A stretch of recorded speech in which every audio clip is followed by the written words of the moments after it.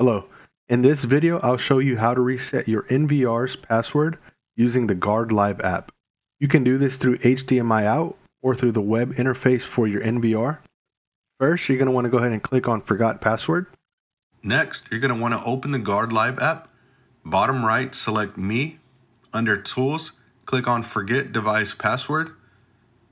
And you're going to want to scan that QR code, select Next, and OK. Once you receive that email with the security code, you're just going to paste that into this box here. Click Next.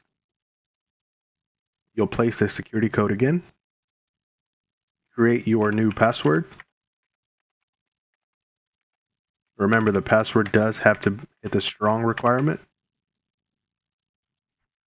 Now, this password sync attention, it is up to you if you want to sync the password to the cameras. I would recommend doing so. That way you can keep everything uniform. If you don't want to, you can just go ahead and click on Next. If you do, you can select that and click Next. Once you have made that decision, your password has been reset. Hope this video helps. Thanks for watching.